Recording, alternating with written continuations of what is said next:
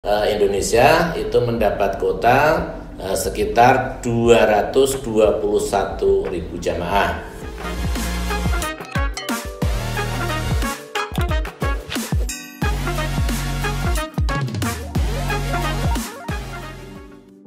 Assalamualaikum sahabat Healthies.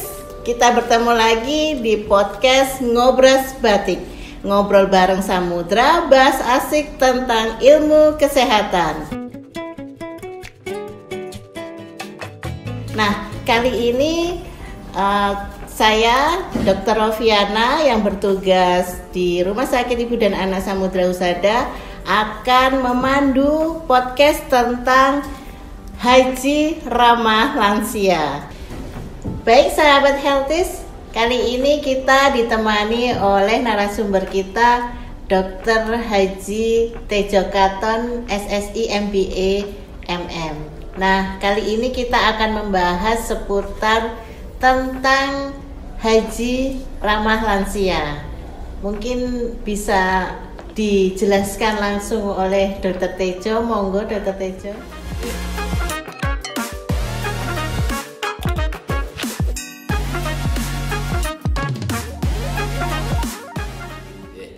Bismillahirrahmanirrahim. Alhamdulillahirrahmanirrahim. Terima kasih Dr. Rofiana Kumalasari atas waktunya. Pemirsa podcast Ngobras Batik yang saya hormati, pada kesempatan ini saya akan berusaha untuk mengupas sedikit tentang haji ramah lansia, di mana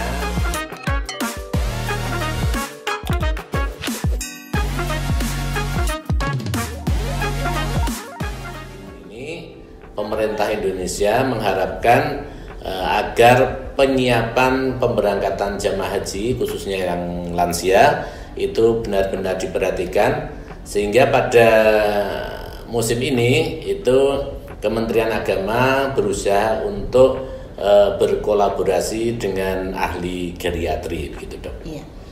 Jadi nanti sebagai gambarannya Dok, kemungkinan jamaah haji pada tahun ini kebanyakan lansia, betul nggak Dok ya? Ya seperti tadi saya sampaikan, pemirsa podcast ya. Jadi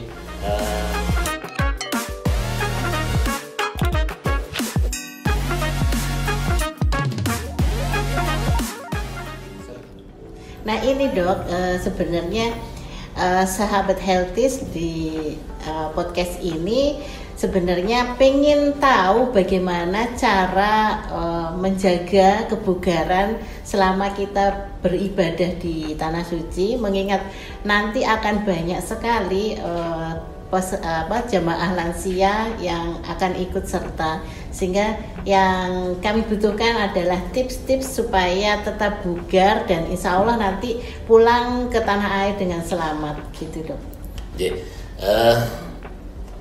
Sahabat podcast yang saya hormati, jadi sekarang sudah mulai dilakukan di Vaskes, di Puskesmas ya, yang namanya tes kebugaran jamaah haji, di mana itu diikuti ya baik yang lansia maupun tidak.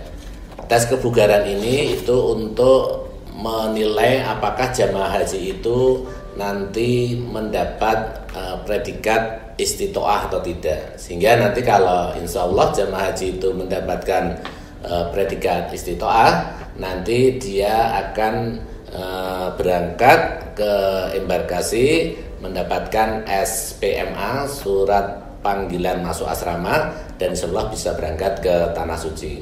Nah, lansia itu merupakan kondisi alamiah Dok. Jadi orang itu pasti akan menjadi lansia, mau tidak mau, suka nggak suka, orang itu akan menjadi lansia. Tapi bagaimana menjadi lansia yang sehat dan produktif, sehingga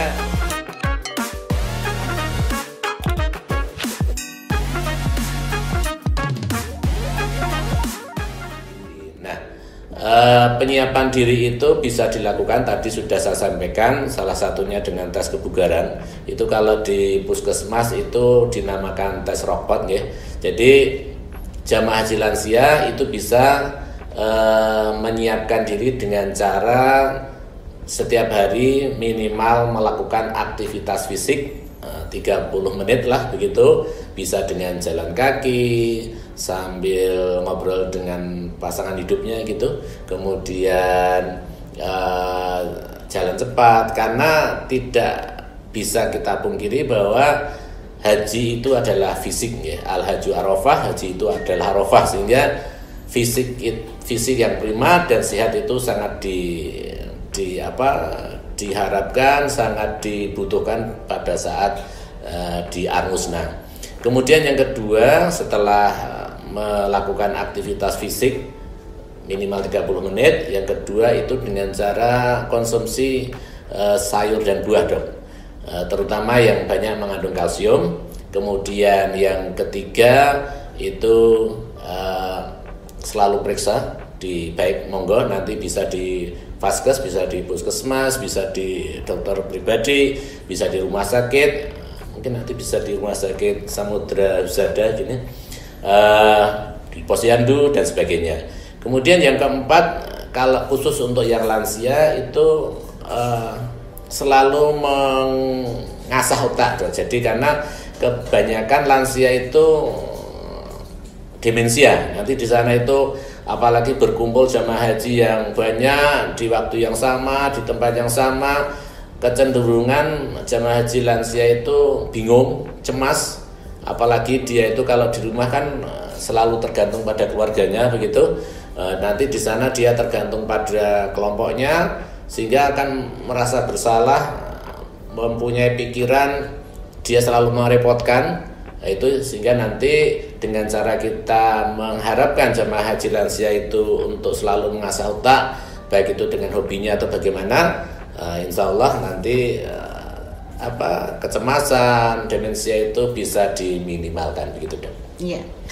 Ya, ini tadi untuk persiapan stamina. Tentu saja kita nanti kalau ibadah haji menguras sekali staminanya ya dok ya. Nah, hal yang menarik dok, kita ini berbeda ya suhunya dengan di Arab. Nah, bagaimana cara mengatasinya supaya tidak kaget gitu dengan cuaca di sana yang mungkin kalau tidak salah nanti kita akan memasuki cuaca yang panas gitu ya dok. Kalau di sana bagaimana untuk mengatasinya? Ya, makasih Dr. Rofiana. Memang jamaah haji tadi saya sampaikan ya pemirsa podcast, jamaah haji itu dibutuhkan fisik yang sehat dan prima gitu ya, sehingga apalagi nanti insya Allah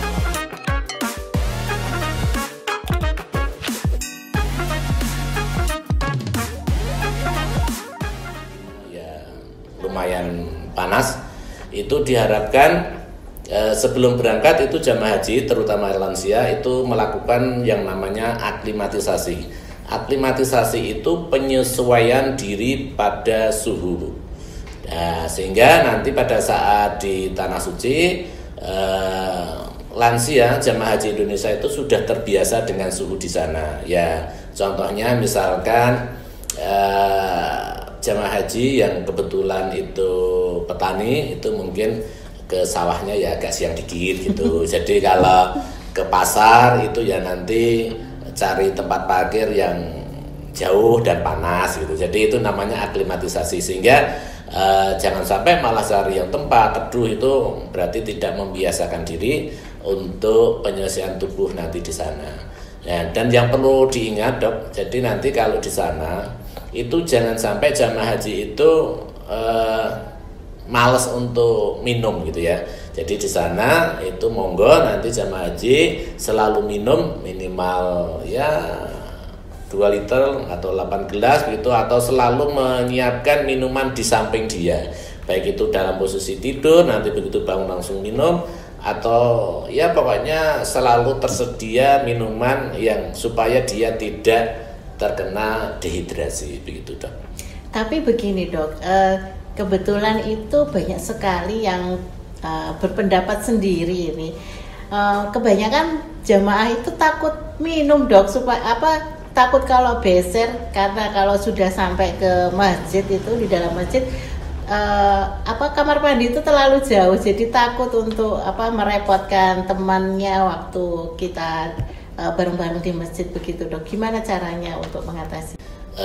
Gini, jadi tips yang pertama itu yang harus selalu diingat jemaah haji, baik ini yang lansia maupun tidak, itu pertama kali mendarat di tanah suci itu yang dilakukan adalah gerakan minum bersama. Nah itu yang kadang tidak dilakukan karena mungkin lupa atau gimana, sehingga pada kesempatan ini saya juga menyarankan atau menghimbau pada teman-teman petugas nanti yang mendampingi jamaah haji itu mempunyai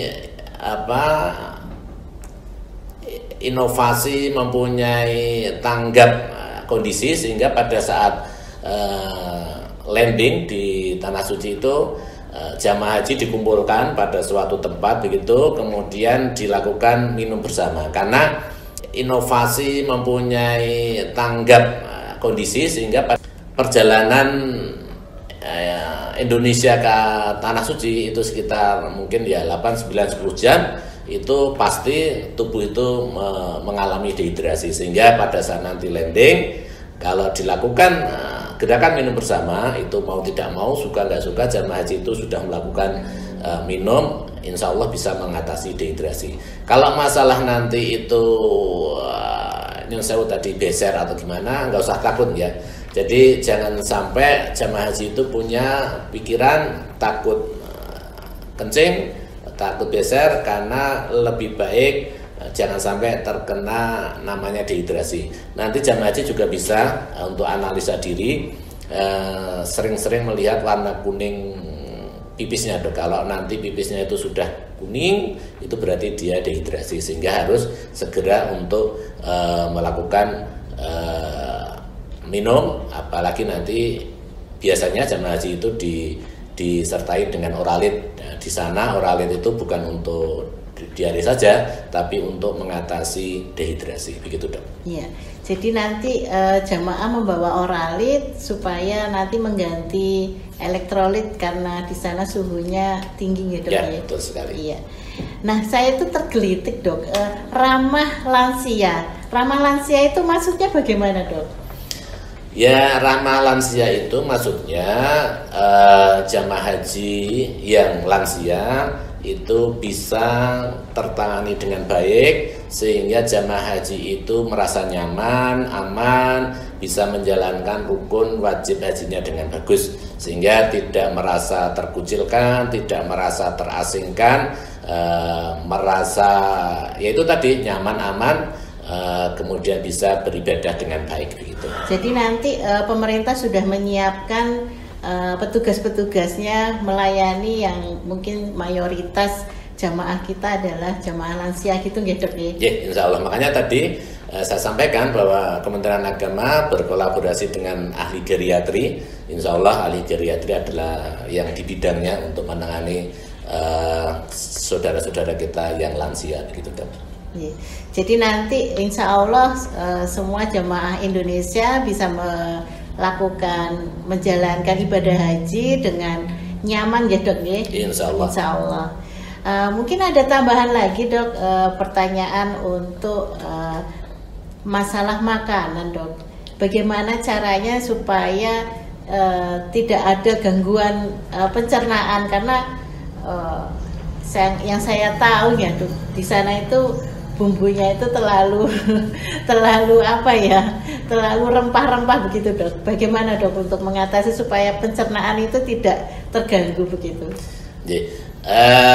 Yang jelas itu nanti jamaah haji ya, nanti kalau sudah disediakan makanan di sana harus segera dimakan gitu ya. Jadi jangan sampai menunggu sampai basi, karena memang penyediaan di sana itu kan pakai ditutup dengan yang panas sehingga nanti bisa cepat basinya.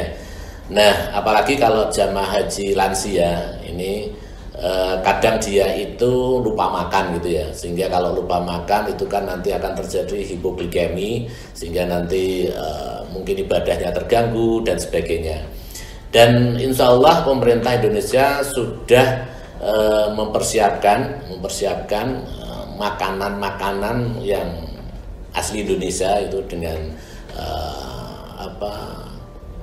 koki Indonesia, insya Allah sesuai selera Indonesia, sesuai perut Indonesia, jadi insya Allah tidak akan terjadi yang Dr. Rofiana khawatirkan tadi. Jadi ibu bapak jamaah haji, terutama yang lansia, nanti nggak usah khawatir, yang disediakan langsung dimakan saja tanpa menunggu, nanti tidak basi, biar punya stamina yang sehat dan prima, khususnya nanti pada saat menghadapi Armina, Musdalifah, dan Mina. Begitu, Dok. Iya, jadi jamaah haji sekarang tidak usah khawatir ya, Dok, ya. Semua selera Indonesia. Insya Allah. Gitu, ya. Baik, dari tadi kita membahas tentang persiapan para jamaah haji, gitu, Dok, ya. Ya. Nah, ini Dr. Tejo ini adalah ketua FK APHI, Forum Komunikasi Alumni Petugas Haji Indonesia.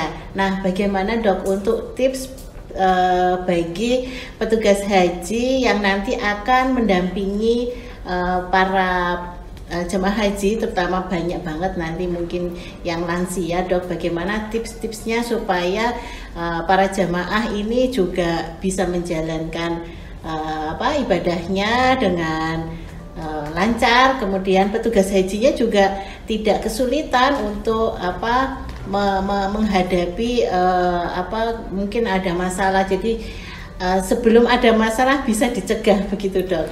Ini berarti tips buat petugas haji, ya? Jadi saya tambahi tadi, saya itu ketua Forum Komunikasi Alumni Petugas Haji Indonesia wilayah DIY, Dok. Jadi gitu. Jadi kalau tips untuk petugas haji itu, yang pertama, petugas haji itu harus mengetahui kriteria, sifat, apapun tentang jamaah yang dibawanya, jamaah yang akan menjadi tanggung jawabnya, sehingga insya Allah nanti itu kan berawal dari adanya pembinaan pra-embarkasi, kemudian nanti di embarkasi dan di pesawat sampai di Madinah maupun di Mekah, itu nanti kan tergantung jamaah haji itu kloter mana, kloter gelombang 1 atau gelombang 2. Kalau gelombang 1 itu nanti di Jeddah, di Madinah dulu kalau gelombang 1, kemudian kalau gelombang 2 itu langsung ke Mekah, sehingga itu akan disampaikan dan diharapkan petugas haji itu sudah istilahnya sebagai rujukan jamaah hajinya, sehingga nanti saya mengharapkan petugas haji ya belajar yang banyak, belajar baik itu tentang kesehatan maupun rukun wajibnya haji, karena nanti di sana itu jamaah itu akan dia tidak akan melihat itu petugas kesehatan, apakah itu petugas bimbingan ibadah. Nanti akan ditanya, di sana itu banyak, Dok, yang petugas bimbingan ibadah ya disuruh Nancy dan sebagainya. Nah, kemudian sekarang itu zamannya sudah modern, sudah digitalisasi, sehingga sekarang kan bisa ya dibuat semacam seperti grup WA itu, jadi petugas haji itu bisa share info-info update, kemudian pengetahuan dia tentang apa yang harus dilakukan jamaah haji, apa yang tidak boleh dan sebagainya. Dan grup WA itu juga sangat berguna sekali, Dok, di sana nanti jika terjadi jamaah haji yang hilang gitu ya. Jadi jamaah haji yang hilang itu kemarin saya sarankan bahwa jamaah haji itu share lokasi. Nah, jadi nanti sekarang kan jamaah haji itu insya Allah diharapkan untuk bawa HP ya. Jadi nanti kalau di sana, tapi mudah-mudahan tidak, terpaksanya itu tersesat atau hilang, jamaah haji itu standby di situ, tinggal share log, nanti kita petugas yang mendatangi, sehingga jangan sampai nanti apalagi jamaah haji yang lansia bingung karena di sana nanti bahasanya juga bingung dan sebagainya. Sehingga mulai sekarang monggo para petugas haji bisa memberi edukasi pada jamaah haji bagaimana cara menge-share titik lokasi, kemudian bagaimana caranya untuk menggunakan toilet di pesawat, kan itu ada videonya dok. Kemudian bagaimana caranya membuka pintu hotel, karena lansia itu pakai pintu yang itu kan juga jangan bisa gitu. Jadi itu pun perlu edukasi. Bagaimana caranya naik lift, ya begitu ya, antri di lift, karena banyak sekali lansia itu yang berebutan dan sebagainya. Itu edukasi yang kami harapkan para petugas haji itu sudah melakukan itu, mengedukasi jamaah haji itu pada saat sebelum pemberangkatan. Jadi praembakasi nanti biasanya itu di KUA, di puskesmas itu dilakukan itu semuanya dok. Jadinya jamaah haji merasa nyaman. Tagline kita haji ramah lansia begitu. Ya, jadi sebenarnya untuk mencegah supaya tidak terjadi masalah dok adalah terbentuknya komunikasi antara jamaah dengan petugas ya dok ya. Nah mungkin bagi bapak ibu yang terjadwal untuk berangkat haji bisa persiapan nih pemeriksaan kesehatan di Rumah Sakit Ibu dan Anak. Yang tadi Dokter Tejo juga sudah matur bahwa sebelum pemberangkatan ada tes, kenapa dok tadi? Kebugaran ya, ada tes lab juga ya dok ya. Ya, itu yang menentukan apakah jamaah istitoah atau bukan gitu ya. Jadi nanti Bapak Ibu boleh memeriksakan ke lab RSIA Samudra Husada gitu ya dok. Dan mungkin ada saran dan tips dari Dokter Tejo untuk jamaah maupun petugas tentang keberangkatan ibadah haji pada tahun ini dok, monggo. Jamaah haji yang saya hormati, sudah disebutkan kalau nggak salah itu di Undang-Undang Nomor 8 tahun 2019 di situ tuh intinya jamaah haji itu diminta untuk mandiri dok. Jadi arti mandiri itu tidak ketergantungan, apalagi sekarang itu nanti banyak jamaah haji yang lansia. Kita akan tadi saya sampaikan bagaimana kita itu bekerja sama dengan ahli geriatri sehingga diusahakan jamaah haji lansia itu tidak mempunyai rasa ketergantungan, apalagi ketergantungan pada petugas. Petugas satu itu mengawal sekitar 300 jamaah, sehingga tidak akan mungkin kalau dia itu fokus pada satu orang. Makanya dalam undang-undang itu disebutkan jamaah haji itu mandiri dan punyai kuat gitu, tangguh. Nah makanya monggo nanti seperti yang disampaikan Dr. Rofi tadi, silahkan ibu bapak jamaah haji yang nanti sudah dipilih Allah untuk tamunya ke sana, silahkan monggo nanti memeriksakan diri ya, bisa secara kelompok ataupun secara mandiri pribadi, karena memang yang dipentingkan itu adalah istitoah dok. Istitoah itu sebenarnya yang bisa mengukur adalah diri sendiri.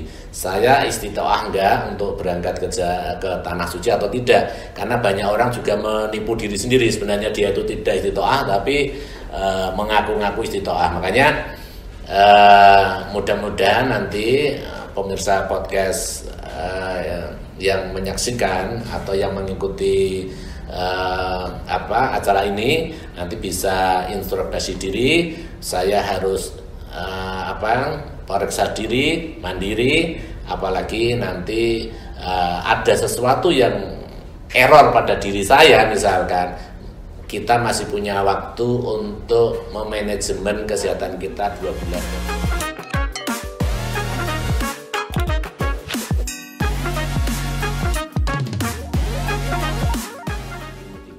Insya Allah berangkat semua dan mabrur. Amin. Terutama untuk ini ya dok ya, untuk para jamaah haji yang mempunyai penyakit degeneratif seperti hipertensi dan gula darah ya dok ya. Jadi harus terkondisi secara stabil gitu ya dok. Yes. Jadi harus sering-sering untuk kontrol ke rumah sakit atau dokter yang merawatnya. Gitu ya dok ya? Ya, untuk jamaah haji yang kebetulan nyun sewu ada hipertensi dan diabetes, monggo nanti bisa ke dokter keluarganya atau ke vaskes, nanti bisa minta obat untuk 1 bulan dok. Jadi nanti untuk obat selama di tanah suci begitu. Jadi jangan lupa untuk melaporkan kepada dokter keluarganya untuk keberangkatan hajinya supaya bisa mendapatkan obat penuh ya dok ya. Iya. Kemudian untuk tips bagi tenaga pendamping haji nanti dok, kan kebanyakan mungkin ada yang baru pertama kali beliau berangkat atau mungkin juga banyak sekali yang sudah pernah untuk mendampingi jamaah haji. Nah ini terutama untuk yang baru pertama kali dok, bagaimana tipsnya supaya bisa menjalankan tugasnya dengan lancar, dengan baik dan bisa melayani para jamaah haji dengan baik dok. Ya intinya itu kalau kita itu mau berusaha insya Allah bisa gitu ya. Jadi sekarang itu kita bisa belajar dari manapun, dari internet, dari buku, dari kajian-kajian. Jadi jangan malas gitu loh ya. Malaisa lil insan illa masa. Jadi manusia itu akan diberikan apa yang dia usahakan.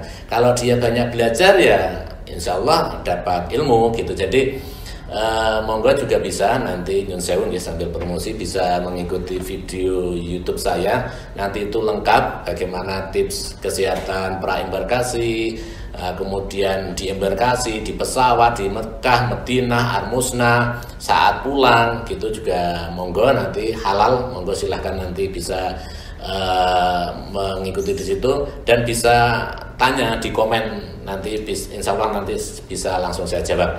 Jadi itu tadi ya, intinya jangan malas untuk belajar gitu. Jadi belajar dan mengikuti info yang terupdate begitu dok. Teman-teman. Ya. Dokter Tejo ini di samping mempunyai channel YouTube, beliau juga menulis buku tentang apa ya dok ya, untuk tenaga pendamping haji ya dok ya? Apa judulnya dok? Ya itu buku itu saya tulis waktu saya tugas tahun 2019 dok. Jadi itu buku yang mengupas tentang sebelum keberangkatan sampai pulang lagi ke Indonesia.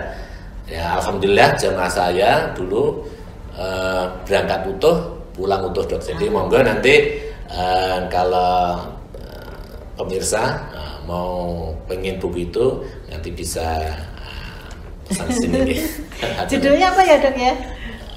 Apa itu kalau nggak salah itu bagaimana kita itu sebagai tamu Allah dan bagaimana kita melayani tamu Allah. Jadi memang buku itu bisa untuk petugas haji, bisa juga untuk jamaah haji gitu.